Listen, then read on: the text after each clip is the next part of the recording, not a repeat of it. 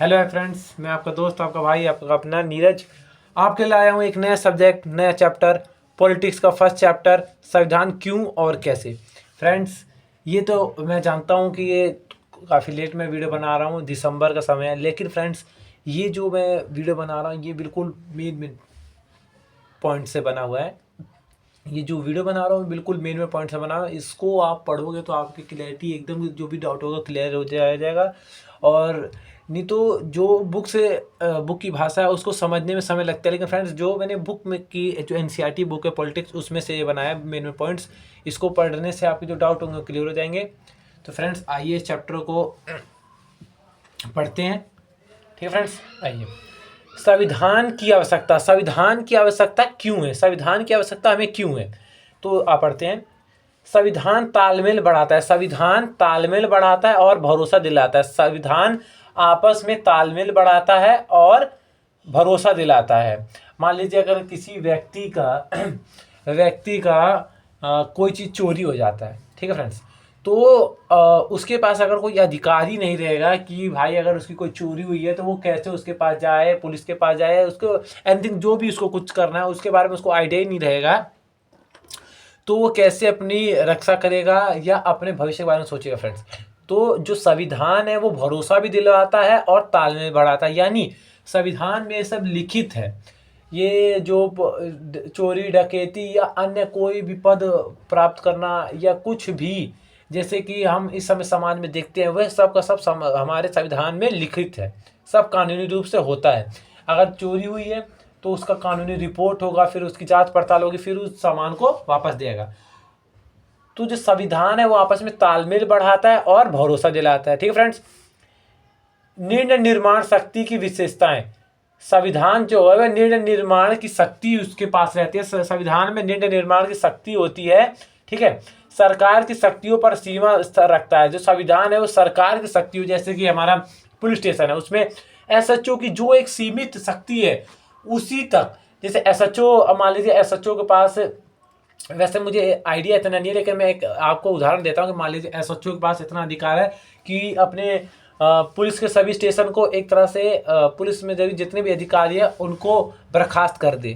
ठीक है फ्रेंड्स, तो वैसे मैं आपको पहले बोल रहा हूँ मुझे उस चीज़ की इतनी नॉलेज, लेकिन मैं आपको समझाने के लिए बोल रहा हूँ कि जितने भी उनके जैसे एसएचओ वो अपने जो भी उसके बीच जो भी इसके अंडर में जितने लोग हैं उनको बर्खास्त करना चाह रहा है, तो उसकी जो शक्ति है वो केवल उतनी है, सिर्फ और सिर्फ उतनी है कि उसके जो घेरे में सिर्फ उतनी शक्ति है कि वह बर्खास्त कर सकता है। वो संविधान में लिखा होगा, परंतु उससे ज़्यादा वह कोई कार्य नहीं कर सकता। जो संविधान में लिखा हुआ है, जो उसका कार्य, उसका कर्तव्य लिखा है, उससे ज़्यादा वह नहीं कर सकता। ठीक है फ्रेंड्स, आते हैं। सरकार की शक्तियों पर सीमा रखता है, वही सरकार की शक्तियों पर सीमा रखता है। समाज की आकांक्षाएं और लक्ष्य, समाज की जो आकांक्षाएं और लक्ष्य उस पर काम करता है। एक तरह से समाज की और समाज की आकांक्षा और लक्ष्य को प्राप्ति के लिए नए नए प्रावधान उसमें है और कानून है। ठीक है फ्रेंड्स, राष्ट्र की बुनियादी पहचान है। राष्ट्र की बुनियादी, हर राष्ट्र का, हर देश का अलग अलग संविधान होता है जो कि उस राष्ट्र की एक बुनियादी पहचान होती है। ठीक है फ्रेंड्स, संविधान में शर्ता भी होती है। संविधान में शर्ता होती है, अलग अलग शर्ता होती है, अलग अलग सभी शर्ता पे अलग अलग कानून, सबके अलग अलग कर्तव्य होते हैं, सब अलग अलग सबकी शर्ता होती है, सबके पास अलग अलग शर्ता के हिसाब से पावर होती है। ठीक है फ्रेंड्स, संस्थाओं की संतुलित रूपरेखा होती है। जो अलग अलग संस्था होती है संविधान में, जैसे हमारी संस्थाएं होती हैं, क्या नाम है जैसे हमारे संविधान में लिखित है कि विद्यालय होने चाहिए, कॉलेज होने चाहिए जो बच्चों को शिक्षा प्रदान करे। ये उसमें लिखित है कि एक संतुलित रूपरेखा है संस्थाएं की। ठीक है फ्रेंड्स, अब आते हैं संविधान बना कैसे। अब हम ये देखेंगे संविधान कैसे बना, संविधान आखिर कहाँ से आया और कैसे बना। संविधान सभा का निर्माण किया गया जिसमें 92 सदस्य प्रांतीय क्षेत्र के। संविधान सभा की जब निर्माण किया गया तो उसमें 292 सदस्य प्रांत क्षेत्र के थे, मतलब शहरी क्षेत्र के थे, और 93 सदस्य देसी रिसायते मतलब गांव के थे।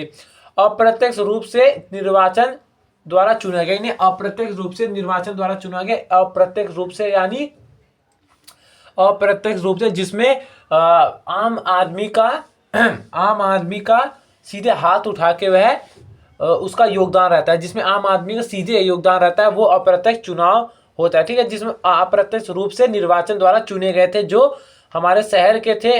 शहर के कितने थे? 292, और देशी रिसाए थे कितने थे? 93। ठीक है फ्रेंड्स, संविधान सभा की पहली बैठक, ये बहुत इंपॉर्टेंट है, इसको आप ध्यान रखिएगा। संविधान सभा की सबसे पहली बैठक कब हुई? 19 दिसंबर 1946 को। संविधान सभा की पहली बैठक 19 दिसंबर 1946 को हुई, परंतु 14 अगस्त 1947 आने वाले क्षेत्रों के सदस्यों को हटाकर पूर्ण बैठक हुई। परंतु उसके 14 अगस्त 1947 के बाद पाकिस्तान के अंतर्गत परंतु 14 अगस्त 1947 के बाद पाकिस्तान के अंतर्गत आने वाले क्षेत्रों के सदस्यों को हटाकर, पाकिस्तान के अंतर्गत जो भी क्षेत्र में सदस्य आए थे, पाकिस्तान के क्षेत्र से जो भी सदस्य आए थे, उनको हटाकर फिर बैठक हुई। यानी जो हमारा जो क्या नाम है, संविधान, जो हमारा देश आजाद हुआ तो कब हुआ था? 1947 में। लेकिन जो पहली बैठक हुई थी वो 1946 को हुई थी। तो जो संविधान सभा की पहली बैठक हुई 19 दिसंबर 1946 को हुई, लेकिन 14 अगस्त 1947 के बाद पाकिस्तान जब हट गया, पाकिस्तान को हटा दिया गया, तो जो उस पाकिस्तान के सदस्य को, जब पाकिस्तान को जब हटा दिया गया, उनको अपने देश से हटा दिया गया, भारत से, तो जो पाकिस्तान के कुछ देश के सदस्य थे जो हमारे संविधान सभा में भाग लेते, उनको हटा के फिर पूर्ण बैठक हुई थी, फिर से बैठक हुई थी। कब हुई थी? 14 अगस्त 1947 को। संविधान सभा का गठन कैबिनेट मिशन के प्रस्ताव के आधार पर किया गया था। संविधान सभा का जो गठन, संविधान सभा जब बनी थी, वो कैबिनेट मिशन के प्रस्ताव के आधार पर बनी थी। कैबिनेट जो मिशन थी हमारी, कैबिनेट मिशन के आधार पर, कैबिनेट मिशन के प्रस्तावना, उन्होंने प्रस्थान दिया था कि भाई अब संविधान सभा की गठन होना चाहिए, संविधान सभा गठन जरूर है भाई, उसकी बहुत ज़्यादा आवश्यकता है, नहीं तो देश सुचारू रूप से कार्य नहीं कर पाएगा, दंगे फसाद होंगे, इसलिए संविधान जरूरी है, संविधान बनाना जरूरी है। ठीक है फ्रेंड्स, तो संविधान सभा की जो गठन हुआ था कैबिनेट मिशन के प्रस्तावना के आधार पर किया गया था। प्रत्येक प्रांत एवं रियासत को जनसंख्या के अनुपात के आधार पर सीटें दी गई थी। प्रत्येक प्रांत मतलब हर शहर को, हर देश और राज्य को उनकी जनसंख्या के अनुपात के आधार पर, जितनी उनकी जनसंख्या, उनके उतने ही अनुपात पे उनको सीटें दी गई थी। ठीक है फ्रेंड्स, प्रत्येक देश को, प्रत्येक शहर को उनकी जनसंख्या के अनुपात, उनकी जनसंख्या के आधार पर सीटें दी गई थी, जो कि मोटे तौर पर 10 लाख जनसंख्या पर एक सीट, जो कि मोटे तौर पर 10 लाख, मान लीजिए एक शहर में, एक राज्य में 10 लाख है, एक राज्य में 10 लाख है, तो उन पे एक सीट है।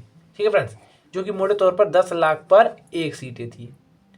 बाद में संविधान सभा के सदस्यों की संख्या घटकर 299 रह गई, जिनमें से 284 सदस्य 26 नवंबर 1949 को संविधान पर हस्ताक्षर के समय उपस्थित थे। ठीक फ्रेंड्स, तो क्या है ये कि बाद में संविधान सभा के सदस्यों की संख्या, इसके बाद जब हमारा ये हुआ था कैबिनेट मिशन के आधार पर, जब संविधान सभा बना था, उसके बाद जो है वो संविधान सभा के सदस्य की संख्या घटकर 292 रह गई थी। पहले कितनी थी हमारी पहले ये हमारा उससे पहले की है, तो पहले कितनी थी हमारी? 292 थी। उसके बाद वो घट के 200 पहले हमारी 292 थी, घट के फिर वो 291 होगी। सॉरी, ये गलत लिखा है फ्रेंड्स, 291 रहेगी, जिनमें से 284 सदस्य 26 नवंबर 1949 को संविधान पर हस्ताक्षर के समय उपस्थित थे। जिनमें से 291 में से 284 सदस्य 26 नवंबर 1949 को संविधान पर हस्ताक्षर साइन करने के लिए उपस्थित थे। संविधान सभा को 2 वर्ष 11 महीने 18 दिन में 166 बार बैठक हुई। संविधान सभा 2 वर्ष 11 महीने 18 दिन में, संविधान जो सभा है, जो संविधान हमारा कितने दिन में बनकर तैयार हुआ था? 2 वर्ष 11 महीने 18 दिन में। और जब तक ये बना, उसमें 166 बार बैठक हुई संविधान में। जब ये संविधान बना, तो इस जितने समय वो बना, उतने समय में 166 बार बैठक हुई। संविधान का पहला काम यह है कि वह बुनियादी नियमों का एक ऐसा समूह उपलब्ध करवाए जिससे समाज के सदस्यों में न्याय, न्यूनतम समन्वय और विश्वास बना रहे। संविधान का सबसे पहला ये काम है कि वो बुनियादी नियम, एक नियमों की ऐसी बुनियादी नियम तैयार करे जिसमें सभी समूहों और सभी समाज के सदस्यों को एक न्यूनतम समन्वय और विश्वास बना रहे कि हाँ भाई, ये जो संविधान में कानून है वो हमारे भलाई के लिए हैं, ये ठीक है, इनसे हमारा जीवन अच्छी तरह से चलेगा, हम पे कोई शासन बे मतलब के अपने मनमानी तरह से हम पे शासन नहीं कर पाएगा। ठीक है, तो संविधान सभा का पहला यही काम है कि वे बुनियादी नियमों का एक ऐसा समूह उपलब्ध करवाए, बुनियादी नियमों का ऐसा समूह मतलब खूब सारे नियम का एक समूह, बुनियादी नियमों का एक ऐसा समूह मतलब खूब सारे नियमों का एक समूह उपलब्ध करवाए जिससे समाज के सभी सदस्यों में न्यूनतम समन्वय मतलब आपस में भाईचारा एक तरह से और विश्वास बना रहे। संविधान सभा का दूसरा काम यह है कि स्पष्ट करना है कि समाज में निर्णय लेने की शक्ति किसके पास होगी। संविधान सभा का दूसरा काम यह है कि ये फ्रेंड्स ये बहुत ज़्यादा इंपॉर्टेंट है, मैं आपको पहले बोलते हुए चल रहा हूँ, इनको आप बहुत ज़्यादा ध्यान दीजिएगा। ठीक है, तो संविधान सभा का दूसरा काम यह है कि ये स्पष्ट करना है कि समाज में निर्णय लेने की संविधान में सॉरी फ्रेंड्स, कि समाज में निर्णय लेने की शक्ति किसके पास होगी, कौन निर्णय लेगा कि भाई कानून कैसे बनना चाहिए, कानून में क्या क्या परिवर्तन होने चाहिए, कानून हम क्या व्यक्ति के प्रतिपादक है या व्यक्ति के विकास के लिए ठीक है। जो यही संविधान का दूसरा काम है कि ये स्पष्ट करना समाज में निर्णय लेने की शक्ति किसके पास होगी। और संविधान यह भी तय करता है कि सरकार कैसे निर्मित होगी, संविधान यह भी तय करता है कि सरकार कैसे बनेगी। अब तीसरे बात है, संविधान का तीसरा काम यह है कि वे सरकार द्वारा अपने नागरिकों पर लागू किए जाने वाले कानूनों पर कुछ सीमाएं लगाए। संविधान का यह तीसरा काम है कि संविधान का तीसरा काम यह है कि जो सरकार नागरिकों पर कुछ कानून लागू कर रही है उस पर कुछ सीमाएं लगाए। ठीक है, जैसे कि हमारा जैसे पुलिस स्टेशन को ले लीजिए, अगर कोई व्यक्ति दंगे फसाद करता है, ठीक है, कोई व्यक्ति लड़ाई झगड़ा करता है तो पुलिस वाले क्या करते हैं, जो जिससे लड़ाई करता है वो व्यक्ति पुलिस स्टेशन में जाता है, कॉल करता है, पुलिस स्टेशन वाले आते हैं, पुलिस आते हैं, फिर जो अपराधी है उसको ले जाते हैं। अब देखिए, अगर उन जो संविधान का तीसरा काम यही है कि जो सरकार द्वारा कानून बना है, जो सरकार द्वारा कानून नागरिकों को लिए बना है, उन पे कुछ सीमा लगाए। अब जो पुलिस वाला अपराधी को पकड़ के लिया गया है, अगर वो कानूनी ना हो, वो कानून अगर कानून बना ही ना हो तो वह तो भाई गुस्से में जाके कि भाई क्यों कर रहा था उसको, तो वो जान से भी मार सकता है, कुछ भी कर सकता है। लेकिन संविधान में लिखा हुआ है कि भाई ऐसे ऐसे करना है, अगर कोई अपराधी को आपने पकड़ा तो कानूनी रूप से ऐसे ऐसे करना है, आपको पहले फाइल में ये लिखना है, कंप्लेन लिखनी है, फिर उसको इतने घंटे के लिए बंद करना है, फिर कोर्ट में इस समय आपको पेश करना है। तो संविधान में ये सब सुचारू रूप से, अच्छी तरह से, नियमित रूप से, व्यवस्थित तरह से लिखा हुआ है। ठीक है, तो संविधान का तीसरा काम यही है कि सरकार द्वारा बनाए अपने नागरिकों पर लागू हुए जो कानून उन पर कुछ सीमाएं लगाए। ये सीमाएं इन रूपों में मौलिक होती हैं कि सरकार कभी उसका उल्लंघन ना करे। ठीक है, ये देखिए, यही मैंने जो बताया कि सीमाएं इन रूपों में होनी चाहिए, मौलिक होनी चाहिए, व्यक्तियों के मौलिक रूप में होनी चाहिए। एक तरह से व्यक्ति के जो मौलिक रूप है उसी रूप में होना चाहिए कि कोई भी सरकार उनका कोई उल्लंघन ना कर सके। ठीक है, संविधान का चौथा काम यह है कि वह सरकार को एक ऐसी क्षमता प्रदान करे जिससे वह जनता की आकांक्षाओं को पूरा कर सके और एक न्यायपूर्ण समाज की स्थापना के लिए परिस्थितियों का निर्माण कर सके। ठीक है, संविधान का देखिए फ्रेंड्स, ये भी इम्पोर्टेंट है, ये भी इम्पोर्टेंट है। मतलब ये जो संविधान के कार्य बताए जा रहे हैं ना, ये बहुत ज़्यादा इंपॉर्टेंट है। जो भी संविधान के कार्य बताए जाए, मैं ये जो चैप्टर है पूरा इंपॉर्टेंट, क्योंकि ये एनसीईआरटी बुक से एक एक पॉइंट मैंने उठा रखे हैं। ठीक है फ्रेंड्स, तो आइए क्या पढ़ रहे थे हम। संविधान का चौथा काम यह है कि वे सरकार को एक ऐसी क्षमता प्रदान करें, मतलब सरकार को ऐसी शक्ति प्रदान करे कि जिससे वे जनता की आकांक्षा, जैसे जनता की आकांक्षा है कि भाई मैं बड़े जनता में कुछ बच्चे हैं जो चाहते हैं कि मैं बड़ी यूनिवर्सिटी में पढूं, जो कुछ मजदूर है कि उनको अच्छा रोजगार मिले, कुछ विद्वान हैं जो कि उनको कुछ आगे करियर में करने के लिए कुछ अवसर मिले, कुछ जो बच्चे हैं कि उनको माहौल अच्छा मिले, और बहुत से जो बूढ़े बुजुर्ग हैं वो चाहते हैं वातावरण ठीक रहे, प्रदूषण हो। तो वही है, संविधान का चौथा काम यही है कि वह सरकार को कुछ ऐसे कानून या क्षमता प्रदान करे जिससे जनता की आकांक्षाओं को पूरा कर सके और एक न्यायपूर्ण समाज की स्थापना के लिए परिस्थिति का निर्माण कर सके। ठीक है फ्रेंड्स। अब आते हैं संविधान का एक प्रावधान। देखिए ये भी इंपॉर्टेंट फ्रेंड्स, ये तो भाई मैं कह रहा हूँ चैप्टर में जितने भी इंपॉर्टेंट लिख रहा हूँ, ये पूरे चैप्टर जो करा रहा हूँ इनमें सबसे ज़्यादा इंपॉर्टेंट, क्योंकि पेपर में एज इट इज़ पूछे जाएंगे, पेपर में ये पूरे एज इट इज़ पूछते हैं फ्रेंड्स। संविधान का एक प्रावधान था जो बिना किसी वाद विवाद, मतलब संविधान का एक ये सबसे पहला ऐसा प्रावधान था, सबसे प्रथम ऐसा प्रावधान था जो कि बिना किसी विचार विमर्श वाद विवाद के कि नहीं भाई होना चाहिए, नहीं भाई ये गलत, ये नहीं, इन चीज़ों पे विचार ही नहीं हुई, सीधा पास हो गया। संविधान का एकमात्र ऐसा प्रावधान था जो बिना किसी वाद विवाद के पास हो गया, यह सार्वभौमिक मताधिकार का या बिना, ये सार्वभौमिक मताधिकार था, यानी यह सार्वभौमिक मताधिकार था, यानी सभी को एक न्यूनतम आयु प्राप्त करने के बाद वोट देने का अधिकार है भाई, अपने मनपसंद प्रतिनिधि को चुनने का अधिकार है, जिससे वह प्रतिनिधि अपने जो जनता उनको चुन रखी है उनके लिए अच्छे कार्य कर सके। ठीक है फ्रेंड्स, तो संविधान का एक प्रावधान जो बिना किसी वाद विवाद के पास हो गया, यह सार्वभौमिक मताधिकार था। यह कि फ्रेंड्स एक सेकेंड, यह किसी धर्म, जाति, शिक्षा, लिंग और आय के आधार पर भेदभाव के बिना, मतलब ये ऐसा अधिकार था कि किसी भी व्यक्ति के धर्म, जाति, शिक्षा, लिंग, आय के आधार पर भेदभाव के बिना, कि भेदभाव नहीं होना चाहिए भाई कि वो अलग धर्म का इसको वोट देने का अधिकार नहीं, कि अलग जाति का ये अलग, इसको शिक्षा कम पढ़ रखी है इसने, इसका अलग लिंग, ये लड़की औरतों को नहीं भाई वोट देने का अधिकार है, आय इसके आमदनी कम है, इन चीज़ों पे बात ही नहीं है। सिर्फ धर्म, जाति, शिक्षा, लिंग और आय के आधार पर भेदभाव करना ही नहीं है, मतलब एक न्यूनतम आयु प्राप्त करने के बाद व्यक्ति वोट दे सकता है। ठीक है, इन चीज़ों पर भेदभाव किए बिना सभी नागरिकों को एक निश्चित आयु प्राप्त करने पर वोट देने का अधिकार होगा। ठीक है, विभिन्न मुद्दे के लिए संविधान सभा की 8 मुख्य कमेटियां, मतलब अलग अलग मुद्दे, अलग अलग प्रावधान जब किए जाते हैं अलग अलग मुद्दों के लिए, कि भाई ये मुद्दा आ गया, अच्छा ये कानून है तो इस मुद्दे के लिए इस कमेटी के पास जाएगी, तो उस विभाग अलग अलग मुद्दों के लिए संविधान सभा की 8 मुख्य कमेटियां, अलग अलग मुद्दों के लिए संविधान सभा की 8 मुख्य कमेटियां हैं। नेहरू, राजेंद्र प्रसाद, सरदार पटेल या BR अम्बेडकर इन कमेटियों की अध्यक्ष करते थे। जो ये नेहरू थे, राजेंद्र प्रसाद थे, सरदार पटेल थे, BR अम्बेडकर इन कमेटियों की अध्यक्षता करते थे, मतलब ये लोग अध्यक्ष थे, इन कमेटियों के 8 कमेटियों के अध्यक्ष थे।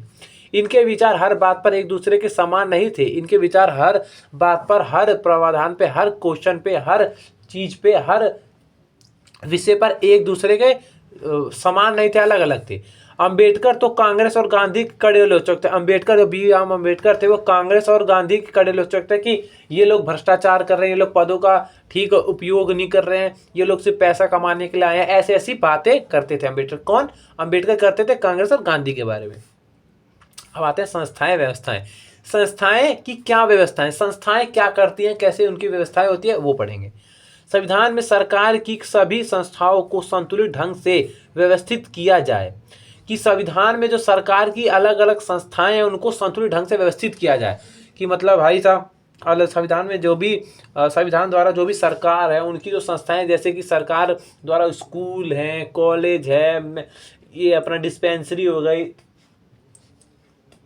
बड़ी बड़ी यूनिवर्सिटीज़ हो गई, अपना ये क्या कहते हैं हॉस्पिटल्स हो गए, जो कि जो संविधान, जो सरकार की सभी संस्थाएं सरकारी तो संविधान में ये लिखा हुआ है कि भाई ये संस्थाएं होनी चाहिए जो व्यक्ति को उनके जीवन यापन के लिए भाई आवश्यक हैं। कभी उनका बुरा काल आ जाए, अच्छा काल आ जाए, या अन्य कोई भी चीज़ उनके लिए आवश्यक पूर्ण हो सके, जरूरी आवश्यक हो, प्रयोग में आ सके और उनके विकास के लिए अति आवश्यक है, इसलिए उन संस्थाओं को संतुलित ढंग से व्यवस्थित किया जाए, कि भाई स्कूल है तो उसमें अच्छे टीचर्स हो, पढ़ाने के लिए बच्चों को अच्छे टीचर पढ़ाएं, जो डॉक्टर है, डॉक्टर यानी जो हॉस्पिटल है वो भी तो एक संस्था है, पुलिस भी एक संस्था है, पुलिस स्टेशन भी एक संस्था है, संस्था जो सरकार द्वारा नियमित की गई वो एक संस्था है। संविधान में यह सरकार की सभी संस्थाओं को संतुलित ढंग से व्यवस्थित किया जाए, यानी संविधान में कहा गया है कि सरकार द्वारा जो भी संस्था है उनको संतुलित ढंग से व्यवस्थित किया जाए, कि भाई जो टीचर है वो बच्चों को अच्छी तरह से पढ़ाएं, जो डॉक्टर है वो व्यक्तियों का अच्छी तरह से इलाज करें, जो अपना डिस्पेंसरी है वो डॉक्टर इलाज के लिए अच्छी से अच्छा दवा दें, वो जो उनके पास जनता आ रही है। ठीक फ्रेंड्स, यही सब है। मूल सिद्धांत यह था कि सरकार लोकतंत्र है। मूल सिद्धांत यह था कि सरकार हमेशा लोकतंत्र है और जन कल्याण के प्रतिबद्ध, जन कल्याण के लिए हमेशा खड़ी रहे सरकार। ठीक है, ये मूल सिद्धांत क्या था कि मूल सिद्धांत यह था कि सरकार हमेशा लोकतंत्र है और जन कल्याण के जनता के कल्याण के लिए हमेशा खड़ी रहे। संविधान सभा ने शासन के विभिन्न अंगों जैसे विधायिका कार्यपालिका और न्यायपालिका के बीच समुचित संतुलन स्थापित करने के लिए बहुत विचार मंथन किया। ठीक है फ्रेंड्स, जो संविधान सभा थी हमारी, जो संविधान सभा ने शासन के विभिन्न, मतलब शासन कैसे होगा, शासन का मतलब होता है जो शासन करते हैं। जैसे हमारे भारत में विधायिका के पास अलग कानून अधिकार है, कार्यपालिका के पास अलग कार्य। इसी चैप्टर में ये सब जो चीज़ें हैं इनके बारे में डिटेल से आगे पढ़ेंगे, अलग अलग चैप्टर से। इन पे विधायिका का अलग चैप्टर, कार्यपालिका अलग चैप्टर, इसको हम आगे डिटेल्स पढ़ेंगे। लेकिन अभी मैं मोटा मोटा आपको बता देता हूँ कि संविधान सभा ने शासन, अलग अलग व्यक्ति को अलग अलग कार्य दे दिए गए कि भाई तुम इस चीज़ का शासन करो, तुम इस चीज़ का शासन करो, तुम इस चीज़ का शासन करोगे, तुम ये क्षेत्र देखोगे, तुम ये क्षेत्र देखोगे, तुम ये क्षेत्र देखोगे। यानी तुम्हें अलग अलग कार्य बांट देंगे कि तुम लोग देश को अच्छी तरह से देखो और इसमें जो भी कार्यपूर्ण चीज़ है उसको करो और देश को आगे बढ़ाओ। एक तरह से संविधान ये चाहता है कि जैसे कि हमारा विधायिका है, कार्यपालिका क्या करती है, कानून बनाते हैं। विधायिका कानून की एक तरह से रूपरेखा हम कह सकते हैं। विधायिका कानून बनाती है और कार्यपालिका उस कानून पे कार्य करती है, और न्यायपालिका न्याय करती है कि कार्य जो विधायिका ने कानून बनाए वो कार्यपालिका और जो कर रही है, इन न्यायपालिका इन दोनों के बीच क्या करती है, न्याय करती है कि भाई दोनों जो कानून बनाए, जो कार्य करे वो ठीक है कि नहीं। इनके बीच समुचित संतोष स्थापित करने के लिए विचार मंथन किया। ठीक है, जो संविधान की जो सभा थी, उन्होंने शासन के विभिन्न अंगों के लिए, शासन करने वाले जो विभिन्न अंग थे, विधायिका, कार्यपालिका और न्यायपालिका, इनके बीच समुचित संतुलन बनाने के बहुत ज़्यादा, संतुलन स्थापित करने के लिए बहुत ज़्यादा विचार मंथन किया, बहुत ज़्यादा सोच विचार किया था। संविधान सभा ने संसदीय शासन व्यवस्था और संघात्मक व्यवस्था को स्वीकार किया। संविधान सभा जो थी हमारी, वो संसदीय शासन व्यवस्था और संघात्मक व्यवस्था को स्वीकार किया। विधायिका और कार्यपालिका के बीच तथा दूसरी ओर केंद्र सरकार और राज्य के बीच शक्तियों का वितरण किया। जो संविधान सभा थी उसने संसदीय शासन व्यवस्था और संघात्मक व्यवस्था को स्वीकार किया। विधायिका और कार्यपालिका के बीच, जो विधायिका कानून बनाते हैं, कार्यपालिका जो उस कानून का प्रति कार्य करती है, उनके बीच, और दूसरी ओर केंद्र और राज्य के बीच, केंद्र सरकार और राज्य सरकार के बीच शक्तियों का वितरण कर दिया। ठीक है फ्रेंड्स, संविधान के लिए दस्तावेज प्रतिमान हो चुका। दक्षिण अफ्रीका के लिए संविधान के लिए दस्तावेज, मतलब संविधान क्या है, संविधान दस्तावेज है। संविधान एक तरह का दस्तावेज जिसमें सभी कानून लिखे हैं। ठीक है फ्रेंड्स, तो जो दक्षिण अफ्रीका के लिए संविधान एक दस्तावेज के लिए प्रतिमान हो चुका था। दक्षिण अफ्रीका का संविधान क्या है, एक कानूनी दस्तावेज है। ये हो चुका था कि भाई हाँ ये कानूनी दस्तावेज है। ठीक है, वो मान लिए थे, वहाँ पे प्रतिमान हो गया था, स्थापित हो गया था कि भाई दक्षिण अफ्रीका जो संविधान है वो कानूनी दस्तावेज है। संविधान बनाने की प्रक्रिया के बनने का मकसद रहा था कि संतुलित संविधान बनाया जाए जो लोगों की आकांक्षा को पूर्ण करे। ठीक है, संविधान बनाने का पूर्ण लक्ष्य यही था कि वो व्यक्तियों को संतुलित संविधान व्यक्तियों के आकांक्षाओं को पूर्ण करे। संविधान की बनाने का मूल कारण यही था कि वे व्यक्तियों की आकांक्षा को पूर्ण करें। ठीक है फ्रेंड्स, अब आगे आते हैं।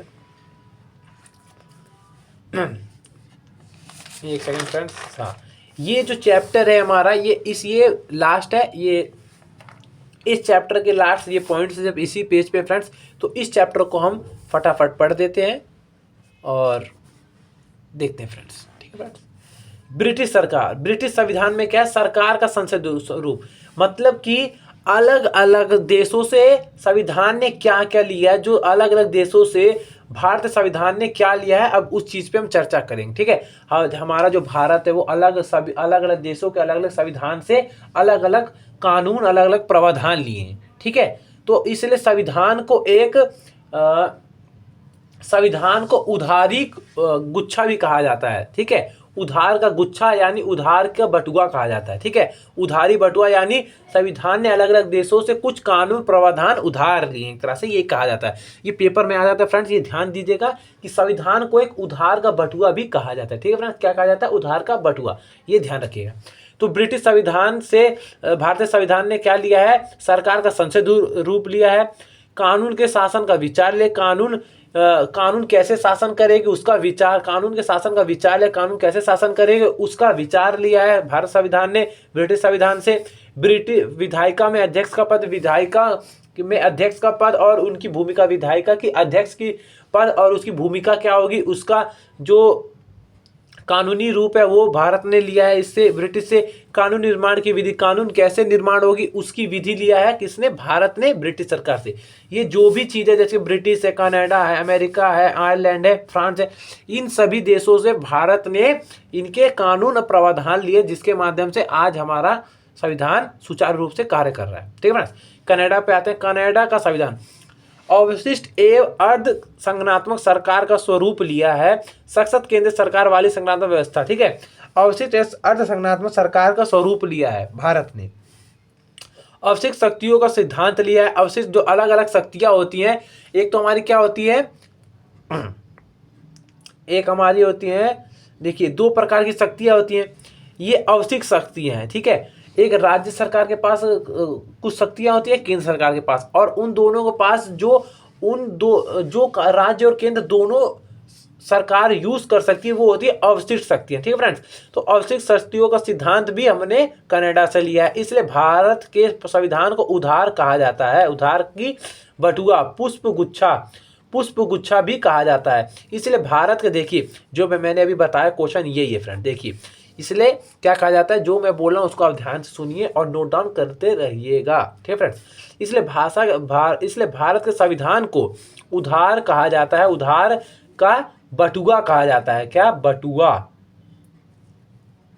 बटुआ, पुष्प गुच्छा, एक तरह से फूल का गुच्छा कह सकते हैं, या बटुआ, ये ऐसे क्वेश्चन आ जाते हैं। ठीक फ्रेंड्स, इसलिए भारत के संविधान को उधार कहा जाता है, पुष्प गुच्छा भी कहा जाता है, जिससे विभिन्न देशों के लिए रूप पुष्प शामिल है, जिसमें अलग अलग देशों से जो भारत संविधान ने अलग अलग तरह के पुष्प लिए हैं, इस तरह से उसे व्यक्त किया जाता है। ठीक फ्रेंड्स, अमेरिका का संविधान मौलिक अधिकारों की सूची की व्यक्ति के कौन कौन से मौलिक अधिकार होने चाहिए उनकी सूची लिया था अमेरिका से लिया था। भारत ने मौलिक अधिकारों की सूची ली थी।